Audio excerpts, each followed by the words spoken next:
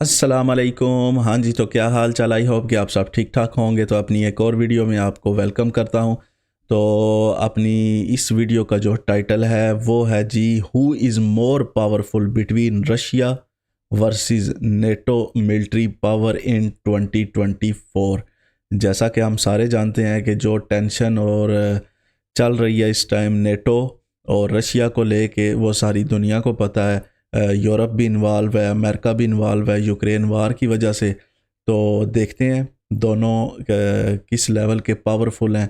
तो वीडियो का original link आपको नीचे डिस्क्रिप्शन में मिल जाएगा। तो अगर आप मेरे साथ वीडियो में पार्टिसिपेट करना चाहते हैं तो आप इंस्टाग्राम पे मेरे साथ रब्ता कर सकते हैं। तो चलें बगैर देर किए वीडियो को देखते हैं और उसके बाद फिर बात करते हैं। दोस्तों, रशिया नहीं चाहता था कि नेटो का विस्तार उसकी बॉर्डर्स तक पहुंचे। और असल क्योंकि मसला यूक्रेन जो कि रशिया के साथ एक बेहद लंबी बॉर्डर शेयर करता है, उसने नेटो में शामिल होने के प्रयास करना शुरू कर दिए थे और इसीलिए रशिया ने यूक्रेन पर धावा बोल दिया था। और रशिया अपने बाकी पड़ोसी देशों को भी ये वार्निंग लंबे समय से दे रहा था कि यदि उन्होंने भी नेटो से करीबी बनाने की कोशिश की तो उनका भी हाल यूक्रेन की तरह ही होगा। लेकिन इससे डरने के बजाय यार, वैसे एक बात है, जैसे आप क्यूबा में देखें, क्यूबा में अमेरिका ने जो है वो हमला कर दिया था क्योंकि वहाँ पे रशिया जो है वो अपना बेस बनाया हुआ था उसने, और काफ़ी सारे मिसाइल वगैरह लेके आ रहा था। तो हमला कर दिया था अमेरिका ने कि हमारे बॉर्डर्स के पास रशिया ना आए। तो क्यों रशिया के बॉर्डर्स के पास नेटो का होना ज़रूरी था? मतलब मैं समझता हूँ कि यूरोप ने एक जानबूझ के पंगा लिया है, उनको मरवाया है और अब खुद साइड पे होके बैठ गए हैं। स्वीडन और फिर फिनलैंड, इन दोनों ही यूरोपियन देशों ने नेटो को ज्वाइन कर लिया है। और फिनलैंड की तो रशिया के साथ एक बेहद लंबी बॉर्डर लगती है। ऐसे में अब नेटो और रशिया के बीच पहले से काफी ज्यादा बॉर्डर बन चुकी है। इसका मतलब है कि रशिया को जो डर था कि कहीं नेटो की पहुंच उसकी बॉर्डर तक बढ़ न जाए, आखिरकार वो डर सच साबित हो ही गया।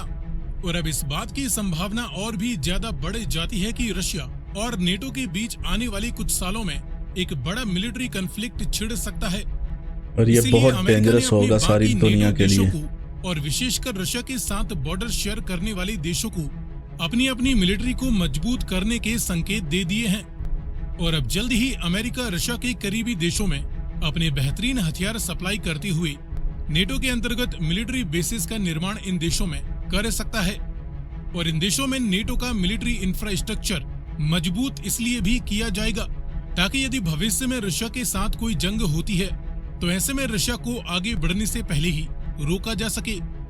इसलिए रशिया को लेकर ये डर अब और भी ज्यादा बढ़ चुका है दुनिया एक नई कि जंग कहीं में रशिया जा रही अपने है। ऊपर आने वाले दबाव के चलते समय से पहले ही नेटो के खिलाफ कोई बड़ा मिलिट्री एक्शन ना ले ले। क्योंकि पुतिन पहले ही यूक्रेन को हथियार सप्लाई कर रहे ब्रिटेन को ये खुली चुनौती दे चुके हैं कि उन्हें वर्ल्ड वॉर 3 शुरू करने के लिए महज एक बटन दबाने भर की देर है। और मान लीजिए कि यदि रशिया नेटो के खिलाफ कोई जंग छेड़ देता है तो वर्तमान समय में नेटो के सभी 32 मेंबर देश मिलकर अकेले रशिया की मिलिट्री पावर के सामने कितनी बड़ी चुनौती पेश कर पाएंगे। इसकी जानकारी के लिए इस वीडियो में हम नेटो के सभी देशों द्वारा नेटो मिशंस के लिए डेडिकेट की जाने वाली टोटल फायर पावर का कंपैरिजन अकेले रशियन मिलिट्री की टोटल फायर पावर से करने वाले हैं। लेकिन वीडियो में इम्पोर्टेंट आगे बढ़ने से कंपैरिजन पहले है, आपके मजा लिए एक आएगा सवाल, देखने का। इनमें से कौन सा देश नेटो का मेंबर नहीं है, पोलैंड या बेलारूस? यदि आपको इसका जवाब मालूम है तो कमेंट में लिखकर बताएं। साथ ही जानकारी पसंद आए तो वीडियो को लाइक एंड शेयर करते हुए चैनल को सब्सक्राइब करना ना भूलें। क्योंकि पोलैंड यूरोपीय यूनियन में आई थिंक नेटो में भी होगा। बेसिक फैक्ट्स के आधार पर कंपैरिजन से तो नेटो में एक तरफ जहां 32 देश हैं जिसमें 2 अमेरिकन कॉन्टिनेंट से और 30 यूरोपियन देश शामिल हैं, तो वहीं रशिया अकेला ही एशिया और यूरोप 2 महाद्वीपों में फैला दुनिया का सबसे बड़ा देश है। बहुत इन बड़ा सभी देशों मुल्क की है। कंबाइंड पॉपुलेशन 100 करोड़ के लगभग आंकी जा रही है, तो वहीं रशिया अकेले की करंट पॉपुलेशन 15 करोड़ से ज्यादा हो चुकी है। ये सभी देश मिलकर नेटो के लिए करीबन 240 बिलियन डॉलर वैल्यू का खर्चा अलग से करते हैं। तो वहीं रशिया अकेले ही इस साल के लिए अपने डिफेंस पर सालाना 100 से 140 बिलियन डॉलर वैल्यू के करीब खर्च कर सकता है। इसके बाद देखें जमीनी पावर के बीच कंपैरिजन, तो इन सभी देशों ने नेटो के लिए 8.5 लाख के करीब फौज डेडिकेट कर रखी है। 13 वहीं लाख अकेले रशिया। रशिया के पास 13 लाख के करीब एक्टिव ड्यूटी सोल्जर्स की फौज है। नेटो के पास 3200 से भी ज्यादा बैटल टैंक्स दुनिया भर में मिशंस के लिए मौजूद हैं। रशिया के पास तो वहीं रशिया के पास 14,000 फिलहाल प्लस 14,000 से भी ज्यादा बैटल टैंक्स हैं, जिसमें इनके पुराने स्टोरेज के टैंक्स भी शामिल हैं। सेल्फ प्रोपेल्ड हवित्जर्स की 1160 से ज्यादा यूनिट्स नेटो के पास हैं। रशिया के पास 6,200 से ज्यादा सेल्फ प्रोपेल्ड हवित्जर्स हैं। फील्ड हवित्जर्स की 1,800 से ज्यादा यूनिट्स नेटो के पास हैं। रशिया के पास 8,000 से ज्यादा फील्ड हवित्जर्स हैं। मल्टीपल रॉकेट लॉन्चर्स की 450 के करीब यूनिट्स नेटो के पास हैं। रशिया के पास 3,000 से ज्यादा 3,000 मल्टीपल रॉकेट लॉन्च सिस्टम्स बताए जाते हैं। इसके बाद देखें हवाई पावर के बीच कंपैरिजन। तो इन सभी देशों ने नेटो के लिए अलग अलग पर्पस के लिए टोटल मिलिट्री एयरक्राफ्ट्स की 5,300 से ज्यादा यूनिट्स डेडिकेट कर रखी हैं। रशिया के पास 4,500 से ज्यादा विभिन्न प्रकार के टोटल मिलिट्री एयरक्राफ्ट्स हैं। जंग अगर शुरू हुई ना, जैसे मल्टी रोल हमारा जेट्स कख नहीं की 900 बचना। से ज्यादा यूनिट्स नेटो के पास हैं। रशिया के पास 800 से ज्यादा मल्टी रोल जेट्स अवेलेबल हैं। ग्राउंड अटैक्स के लिए अटैकर एंड बॉम्बर जेट्स की 280 से ज्यादा यूनिट्स नेटो के पास हैं। रशिया के पास 730 के करीब ग्राउंड अटैक एयरक्राफ्ट्स अवेलेबल हैं। अटैक हेलीकॉप्टर्स की 360 से ज्यादा यूनिट्स नेटो के पास हैं। रशिया के पास 550 के करीब कॉम्बैट हेलीकॉप्टर्स मौजूद हैं। मास डिस्ट्रक्शन के न्यूक्लियर वारहेड्स की नेटो के सभी देशों में केवल अमेरिका, फ्रांस और यूके के पास 5,760 से ज्यादा यूनिट्स हैं। रशिया के पास दुनिया में सबसे ज्यादा 5,890 के करीब न्यूक्लियर वारहेड्स मौजूद हैं। इसके बाद देखिए इसीलिए तो बटन दबाने की धमकियां देते तो हैं। नेटो के पास फिलहाल 4 एयरक्राफ्ट कैरियर्स मौजूद हैं। रशिया के पास केवल 1 एयरक्राफ्ट कैरियर है। नेटो के पास 3 हेलीकॉप्टर कैरियर्स भी हैं। रशिया के पास कोई डेडिकेटेड हेलीकॉप्टर कैरियर नहीं है। नेटो के पास 28 डिस्ट्रॉयर शिप्स मौजूद हैं। रशिया के पास 14 डिस्ट्रॉयर्स बताए जाते हैं। नेटो के पास 34 फ्रिगेट्स हैं। रशिया के पास फ्रिगेट्स केवल 12 हैं। कॉर्वेट्स की नेवल 16 पावर में यूनिट्स रशिया नेटो के पीछे पास नजर आ रहा है। रशिया के पास 83 कॉर्वेट्स हैं। नेटो के पास 37 हाँ, सबमरीन सबमरीन 66 रशिया के पास। तो वहीं रशिया के पास 66 सबमरीन्स हैं। सो फ्रेंड्स, फिलहाल हमने ये देखा कि नेटो के सभी 32 देशों द्वारा नेटो के अंतर्गत टोटल फायर पावर कितनी है और इसके मुकाबले रशिया की टोटल करंट मिलिट्री फायर बहुत पावर पावर के है जी बीच एक उनके क्विक पास। कंपैरिजन। आगे आप किस टॉपिक पर काफी जानकारी देखना इक्विपमेंट है चाहते उनके हैं, पास। अपनी रिक्वेस्ट कमेंट में कर सकते हैं। हाँ जी, तो दोस्तों ये थी कंपैरिजन रशिया और नेटो के दरमियान। तो नेवल पावर में सिर्फ हमें रशिया थोड़ा सा पीछे नज़र आया है। वैसे जो एयरफोर्स और ग्राउंड फोर्सेस हैं के हवाले से जो इक्विपमेंट है उसमें नेटो काफ़ी पीछे है। लेकिन ये इन्होंने डेडिकेट किए हुए हैं। ओवरऑल जो कंट्री वाइज होते हैं वो तो ज़ाहिर है इनके पास काफ़ी होंगे।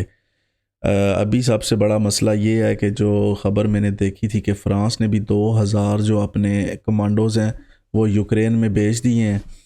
तो उधर से रशिया भी जो है वो न्यूक्लियर की धमकियां दे रहा है फ़्रांस को। जो हालात को इतने अच्छे नहीं है। अब तो यूरोप में रहते हुए भी डर ही लगता है। कोई पता नहीं प्यूटन का कि यूक्रेन का एकदम उसने एक सुबह आपके सामने ही जंग शुरू होगी, पता भी नहीं चला।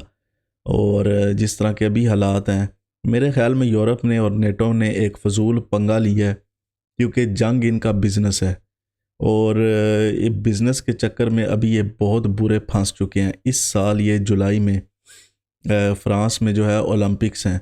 तो वैसे जिस भी मुल्क में फ़ीफ़ा या ओलंपिक्स होते हैं तो उसकी इकानमी जो है वो बूम नज़र आ रहा होता है कि यार क्या बात है इनकी इकानमी की। तो इस टाइम फ़्रांस में जो इन्फ्लेशन है वो आप देख सकते हैं, हद से ज़्यादा कीमतें हो चुकी हैं। गैस की, बिजली की, खाने पीने की चीज़ों की, नॉर्मल जो चार्जेज हैं, हर चीज़ बहुत महंगी हो चुकी है। ख़ासकर जब से रशिया ने गैस बंद की है तो ये आई थिंक अब कतर से ले रहे हैं, कुछ अलजायर से ले रहे हैं, कुछ आगे पीछे से सिस्टम चला रहे हैं जो कि बहुत महंगा पड़ रहा है। और खाने पीने के हवाले से भी काफ़ी चीज़ें जो है वो रशिया से आती थी, आटा वगैरह ये सारा कुछ आता था। उसके बाद जो कुकिंग ऑयल है वो भी काफ़ी सारा वहाँ से आता था, वो भी सारा बंद हुआ। तो जो ग्रासरी है वो भी बहुत ज़्यादा महंगी हो चुकी है। और फ़्रांस में काफ़ी सारे प्रोटेस्ट भी चल रहे हैं, एग्रीकल्चर किसानों के प्रोटेस्ट चल रहे हैं। इसके अलावा जो पुलिस वालों ने भी प्रोटेस्ट किए हैं उसके अलावा गवर्नमेंट सर्वेंट्स ने भी और भी जो हैं उन्होंने भी किए हैं, और जो प्राइवेट कंपनीज़ वाले हैं, जो बड़ी बड़ी कंपनीज़ हैं, उन्होंने भी काफ़ी सारे प्रोटेस्ट किए हैं। तो ओवरऑल जो हालात हैं, जिस तरह एक ओलंपिक वाले गेम मुल्क में होने चाहिए थे वो बिल्कुल नहीं है। और ये सारा जो इसका रीज़न है वो यूक्रेन वार है। ना यूरोप उनको आगे करता, ना ये जंग होती, और ना हालात इस नहज तक पहुँचते। बाकी अभी देखते हैं क्या होता है और क्या नहीं होता। तो आई होप कि आपको वीडियो अच्छी लगी होगी। अच्छी लगी तो लाइक ज़रूर कीजिएगा। तो मिलते हैं फिर अगली वीडियो में, तब तक के लिए मुझे इजाज़त दें। अपना ख्याल रखें। अल्लाह हाफिज़।